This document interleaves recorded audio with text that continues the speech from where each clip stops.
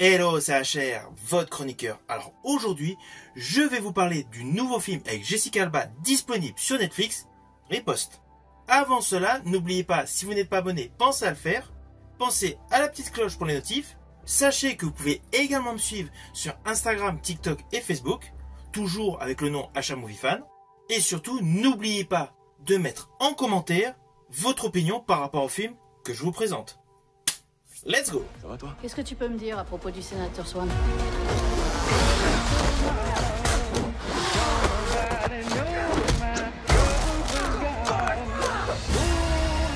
Je veux la vérité.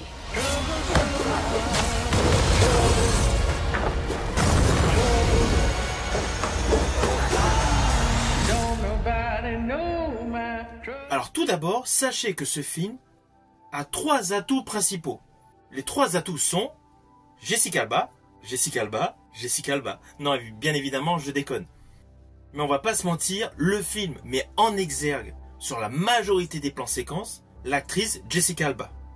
À la manière dont le film est réalisé, on pourrait penser que ce film est uniquement destiné aux aficionados de la filmographie de Jessica Alba. Bien évidemment, avant de vous dire le pourquoi de la chose, voici l'histoire. Alors sur le fond, l'histoire est extrêmement simple. Nous avons donc, dès la scène d'ouverture, le personnage interprété par Jessica Alba qui est en mission en OPEX à l'étranger. On découvre que c'est une tireuse d'élite. Il y a d'ailleurs une belle séquence d'action en ouverture de ce film. Assez rapidement, celle-ci apprend que son père est mort à la suite d'un éboulement dans une mine. Bien évidemment, la jeune femme décide de retourner à la demeure familiale tout simplement pour récupérer le corps de son père. Jusque-là, rien d'étonnant. Mais c'est une fois sur place qu'en fait on apprend beaucoup de choses. En fait, le père de celle-ci était un ex-militaire. On apprend donc qu'il avait la parfaite maîtrise des armes et des grenades. Et justement, il est mort à la suite d'une erreur de manipulation d'une grenade dans un tunnel au cœur d'une mine. Et c'est cela qui va éveiller des soupçons auprès de sa fille, interprétée par Jessica Alba. Celle-ci, en revenant justement dans cette ville où elle a vécu toute sa jeunesse, elle retrouve également son ex-petit ami qui est devenu policier. Et à partir de cet instant, plusieurs arcs narratifs se développent afin d'alimenter les détails, les preuves et surtout toute la dimension d'enquête sur la mort du père du personnage interprété par Jessica Alba. Alors ne vous inquiétez pas, vous me connaissez, je ne spoil pas, je n'irai pas plus loin sur les lignes scénaristiques de ce film. Mais sachez que ce film, sur le fond, est assez classique. On va pas se mentir, pour tous les aficionados de cinéma d'action, vous allez tout de suite faire le parallèle avec des films avec Jean-Claude Van Damme et Scott Adkins. En ce qui concerne Van Damme, on pense aisément à Cavale sans issue, et en ce qui concerne Scott Adkins, on a le choix entre One Shot et Bad Yankee. Et je rajouterai également Close Range avec Scott Adkins. C'est pour ça que dans ma présentation, j'ai comparé Jessica Alba à Scott Adkins. Car justement, la majorité de sa prestation dans ce film fait aisément penser à des films avec Scott Adkins. On a le côté de la personne qui revient en bercail afin d'enquêter sur ce qui s'est produit et assurer une vengeance. Un schéma archi classique dans la filmographie de Scott Adkins. Et je rajouterai même sur certaines séquences de combat, il y a des similitudes. Et toujours par rapport à l'histoire de ce film, il y a un petit côté Broken Arrow avec Travolta. Oui, je ne dirai pas plus loin, mais voilà, vous allez vous apercevoir au fur et à mesure qu'on avance dans le film que l'influence Broken Arrow est là. Ainsi, ce film est en quelque sorte un hommage à beaucoup d'action movies des années 90. Ça, c'est indéniable. La composition de Jessica Alba est bonne pour pas mal de plans séquences. Logique, c'est une actrice qui a du talent. Néanmoins, il y a certaines scènes d'action qui sont assez particulières. Voilà, il y a certaines scènes d'action, honnêtement, Jessica Alba, ça paraît étonnant qu'elle arrive à prendre le dessus par rapport à certains individus. Je pense notamment à une séquence où elle est attachée avec des menottes. Ce qui se déroule juste après, honnêtement, c'est assez particulier en termes de possibilités. Cette séquence, pour ma part, elle paraît totalement invraisemblable. Ceci dit, les scènes d'action que Jessica Alba interprète avec un couteau sont tout à fait logiques. Ainsi que celle où elle utilise une arme à feu.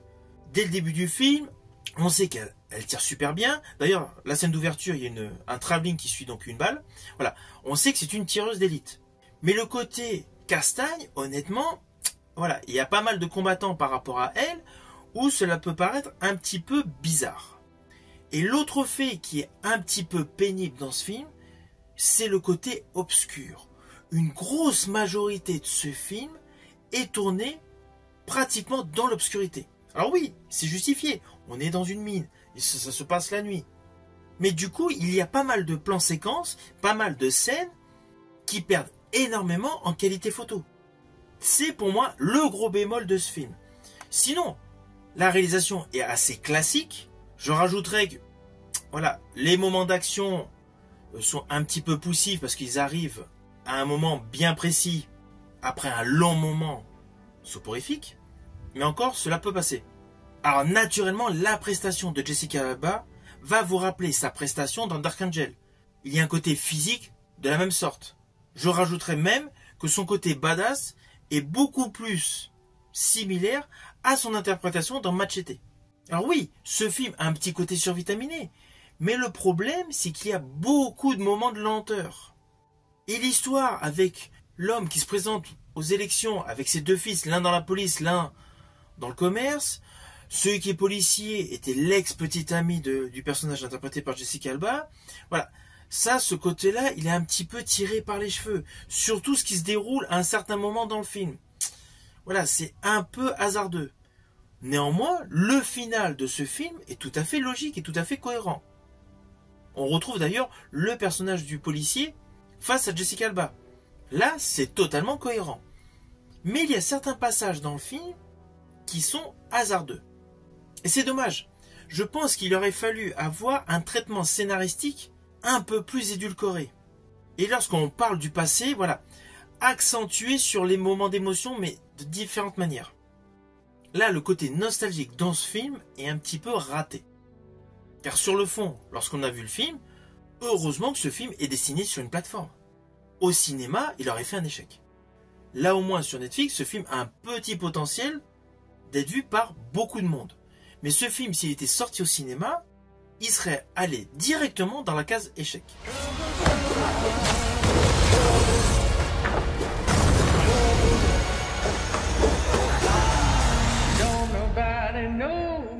Alors au final, naturellement, ce n'est pas un film que je vais vous inviter à découvrir. C'est un divertissement, ok. Jessica Alba est une bonne interprète, c'est vrai. Elle joue correctement son rôle. L'histoire est très simpliste. Et il y a des incohérences en termes de faisabilité dans les scènes d'action. Sans oublier le petit détail avec l'ex-petit ami. Mais bon, ça encore on peut passer dessus.